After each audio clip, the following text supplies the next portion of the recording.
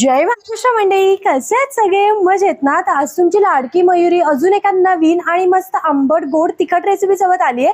तर आज सकाळी गेली होती बाजारात आणि ना तिथे मला मस्त हे असे मोठे मोठे आणि आंबट आंबे दिसले आणि मला काही राहवलं नाही, घरी घेऊन आली आणि म्हटलं मस्त याच आंब्यापासून ना छान अशी चटणी बनवूया, जी की मस्त गोड आंबट तिखट ह्या सगळ्यांचं कॉम्बिनेशन असेल. आणि ही चटणी तुम्ही 3 महिन्यांपर्यंत स्टोर करून सुद्धा ठेवून खाऊ शकता आणि त्यातल्या त्यात लहानांपासून मोठे सगळेच खातील असं परफेक्ट कॉम्बिनेशन आहे.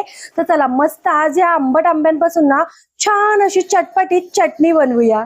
तर मंडळी इथे मी ना हे आंब्याच्या चटणीसाठी इथे मस्त अर्धा किलो आंबे घेतलेले आहेत. छान असे आंबट आंबे घ्यायचे.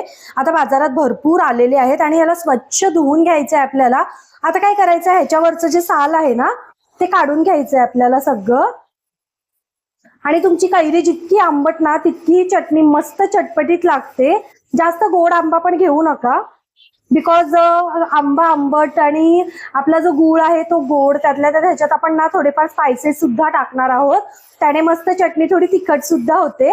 सो गोड तिखट आंबट असं परफेक्ट कॉम्बिनेशन हवं ना. हे बघा व्यवस्थित असं सगळं साल काढून घ्यायचंय.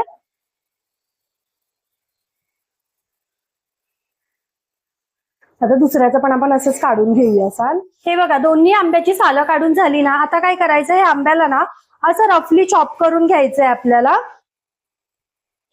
बापरे, कोय आहे आतमध्ये.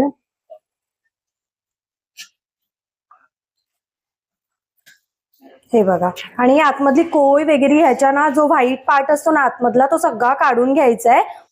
तर नाही तर हे राहिलं ना तर कडू लागतं थोडीशी चटणी. हे सगळं व्यवस्थित काढून घ्यायचं. हे बघा थोडंही आतमध्ये व्हाईट ठेवायचं नाहीये.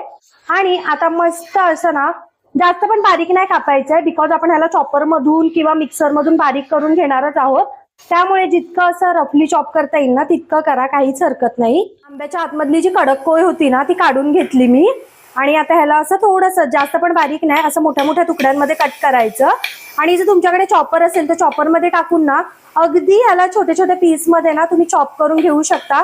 आणि चॉपर नसेल तर तुम्ही हाताने सुद्धा अगदी बारीक कट करू शकता. आणि हाताने नसेल कट करायचं तर तुम्ही मिक्सरच्या भांड्यामधून फक्त एकदा भांडं ना 1 ते 2 सेकंदासाठी फिरवून तुम्ही हे बारीक करून काढू शकता. अगदी खिमा पण करायचा नाही, कारण थोडंसं असे चंक्स असले ना दाताखाली आल्यावर छान लागतात. तर आता मी असं मोठं मोठं चिरून घेतलंय. आता माझ्याकडे चॉपर नाही आणि हाताने इतके आंबे चिरू नाही शकत मी, त्यामुळे मिक्सरच्या भांड्यातून थोडंसं अगदी ना 1-2 सेकंदासाठी फिरवून घेणार आहे.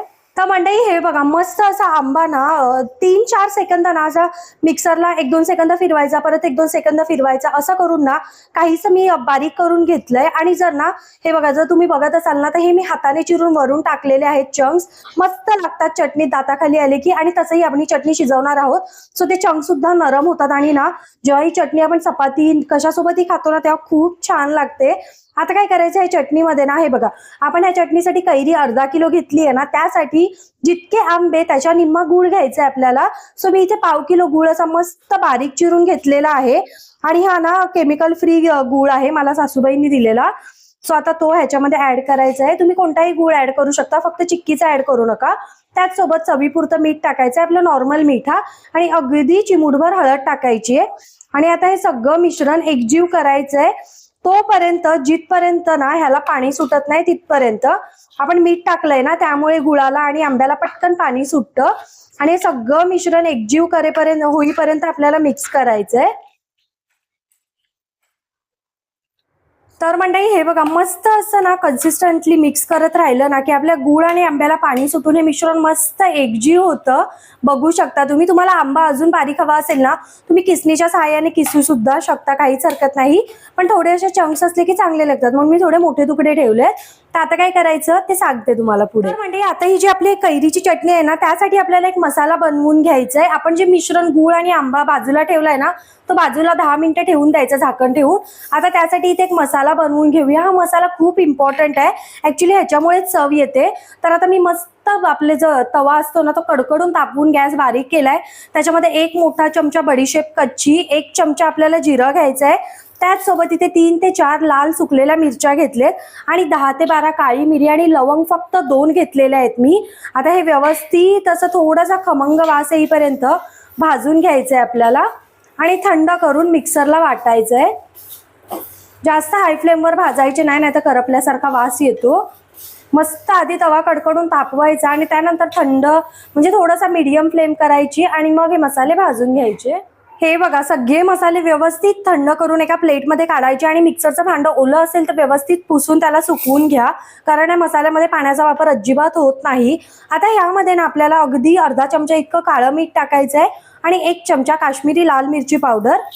जर तुमच्याकडे हिंग असेल ना थोडासा टाकू शकता. आता हे सगळे जिन्नस आपल्याला मिक्सरला बारीक करून घ्यायचे. तर हे बघा मंडळी, मस्त असा आपला मसाला वाटून झालेला आहे, बघू शकता. आणि जो सुगंध सुटलाय ना या मसाल्याचा खूपच छान. आणि त्यातल्या त्यात हे बघा, आपण जे आंबा आणि गुळ बाजूला ठेवलेलं ना त्याला सुद्धा मस्त पाणी सुटलंय.